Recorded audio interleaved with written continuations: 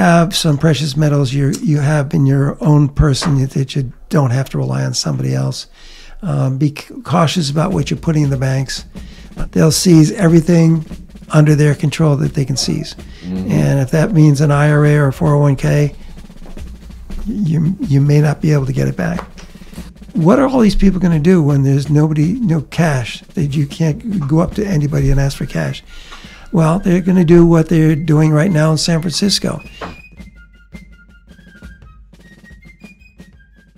Buy your precious metals online from SD Bullion. New customers get gold and silver at spot by visiting sdbullion.com/new.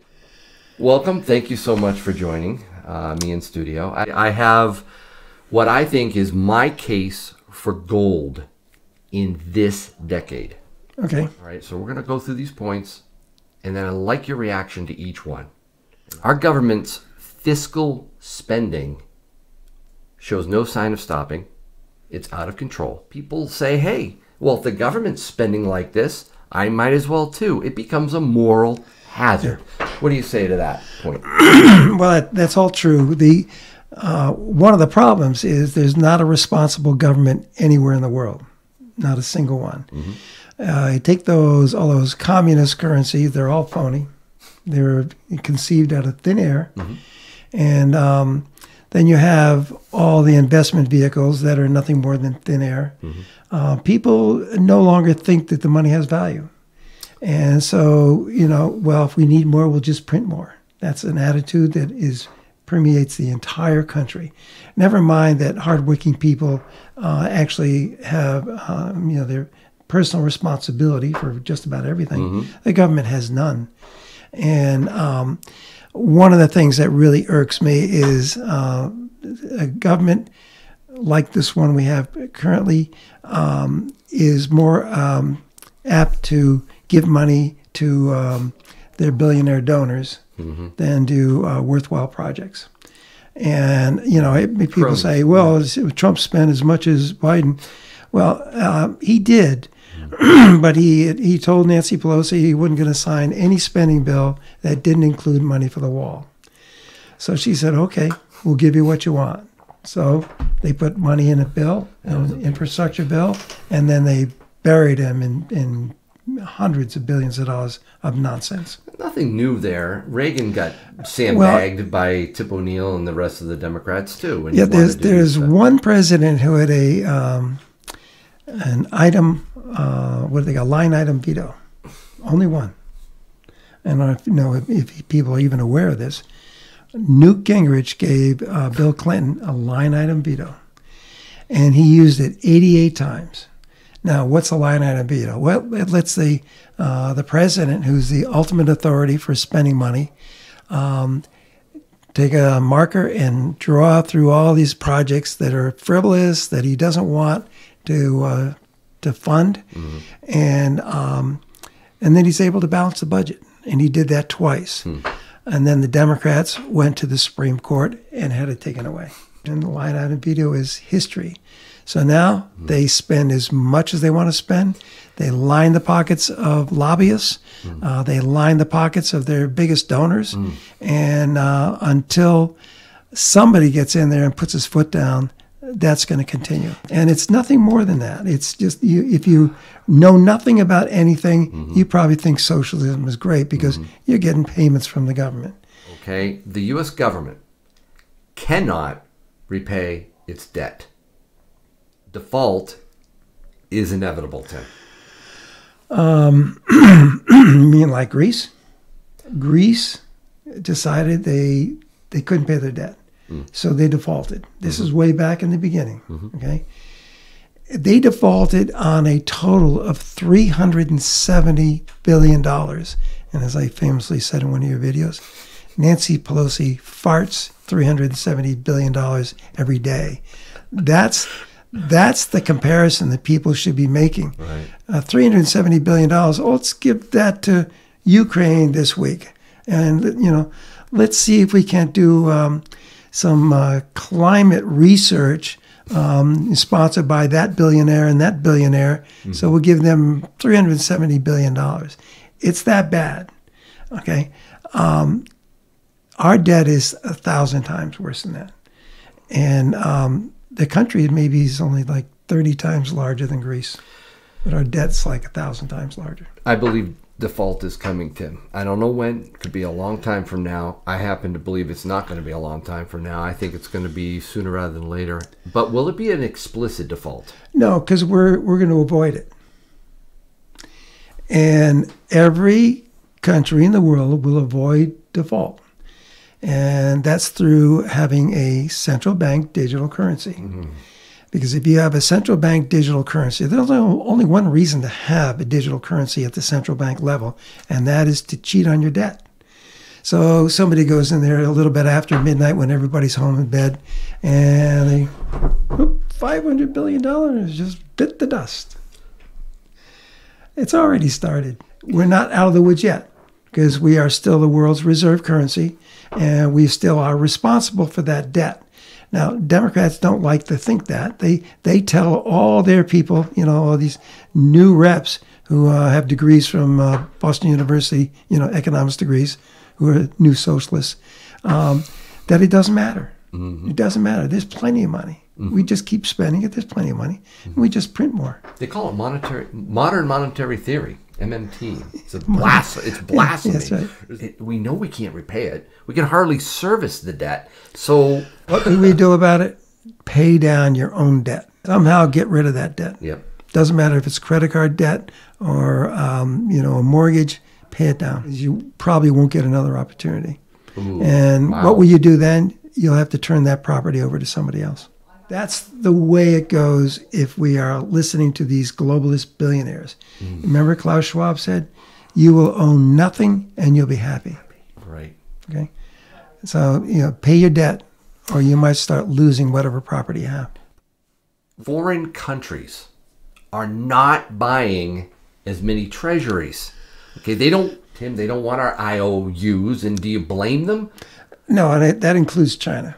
I don't believe they're buying any more of our treasuries. Russia stopped. China's pretty much stopped. I mean, you got no reason to buy. Right. You and I and all these people out here own that debt. Raising interest rates are showing the cracks in our debt-driven, consumption-based fake economy that we have. Raising interest rates makes hundreds of millions of people poor. That's all it does. And, it happened in 2008. People got themselves into adjustable rate mortgages. People took on 4 or 5 mortgages because they didn't think they had any obligation to pay them back. And I don't know if everybody has seen The Big Short. Definitely a movie to see. Yep. If you want to see what's in our future from something that happened in the more recent past. And we're talking 2008. Right. The Fed is the only big buyer of treasuries stepping up to the plate right now, Tim. We're essentially cannibalizing our currency. And when you do that, you destroy what's left of our dollar. Yeah, and the stated purpose of the Federal Reserve Bank was to stabilize the dollar and protect the value of the dollar. And everything they've done since 1913 is just the opposite. It's true. And first of all, they had to get rid of those pesky gold notes and those silver certificates and replace it with the green seal Federal Reserve notes. That was the beginning of the end. And people back in the 1920s didn't want anything to do with those Federal Reserve notes until they took them away. In fact, in 1928, they printed currency that said redeemable in gold at the United States Treasury. It actually said that on the notes. And of course, and then Roosevelt became elected, and he recalled those notes because people were trying to bang on the door of the U.S. Treasury to get their gold. Millions of hardworking people turned their gold in. Oh. And what did they get for it? Worthless paper. Honestly, if I'd been in the Congress at that time, I would have screamed bloody murder because Absolutely. It was an executive order. It was not a law. And why Congress was felt to be so bound by an executive order is a complete mystery. I believe the reserve currency status of the U.S. Treasuries will be diluted until they are no longer the go-to store of value asset that people expect right now? Okay, my opinion is there won't be another reserve currency. Russia and China have signed up at least half the countries in the Middle East. Nobody in Asia is going to buck the Chinese. In fact, I heard I think it was it was maybe the president of India, said that they're not going to join the Chinese. They're not. And but if everybody around you is, are they going to say no? Okay. No, we're going to we're going to stay with the U.S. dollar. It doesn't make any sense. Nobody in Asia is going to buck the Chinese. The Chinese now are operating mines in Mexico. They're operating mines all throughout South America. They have 1,000 mines in Africa, producing gold and other metals like cobalt and lithium. The Chinese are determined to control everything. And what's this country doing? Well, those transgender people, we got their back. Gold is going to, in my opinion, become the top store of value alternative to treasuries. We're supposed to have 8,400 metric tons of gold. There's never been an audit, not ever. Okay, so nobody knows how much we have. Worse than that, the Chinese have been operating 1,000 mines in Africa for 23 years, and we knew what they had 20-something years ago, but there's never been an update on how much gold they have. Right. They could have 10 times what we have. They could have, the same as we have. They could have 1,500 only.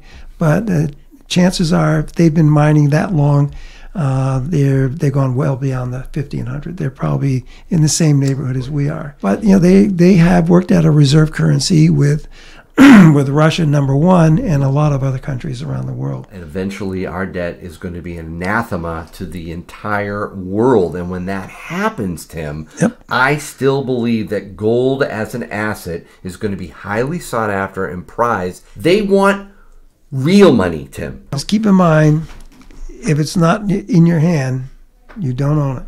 If you don't hold it, you don't own it. Don't hold it, you don't own it. That's true. And the banks are in a precarious position because depositors are taking money out of the banks. They're cashing in 401ks and IRAs. And if it gets to the point where it becomes a real problem for the survival of the banks, they'll seize everything under their control that they can seize. And if that means an IRA or a 401k, you may not be able to get it back. I am hoping, and I think what will happen is we will have a government that's not run by these globalists. Because the globalists have great ideas of mine, but they're great big ideas. They never consider the actuality of the ramifications of their decisions. They want to say, take every bit of property away. You'll own nothing, but you'll be happy. You won't have any investments because we will have taken those years ago. Literally, they want to seize every IRA. They want to seize every 401k. They want every government in the world to pay for people's existence on a digital currency. That's what the plan is. But what are all these people going to do when there's no cash, that you can't go up to anybody and ask for cash? Well, they're going to do what they're doing right now in San Francisco. They get them all the needles they want. They're turning their backs when they're conducting drug deals. If they don't have any money for drugs, they give them money for drugs and just hoping they die. That's going to be an epidemic around the country. Homeless people are going to be left to die. What's coming is not going to be pretty. Wow. Have some precious metals you have in your own person that you don't have to rely on somebody else. Be cautious about what you're putting in the banks. And the banks would love you to keep your money there because the cash that you bring into a bank is their survival. The Fed has periodic stress tests. Stress tests are the ability of a bank to survive a run on the bank. And the last time they had them in August, every bank, key banks, passed with flying colors.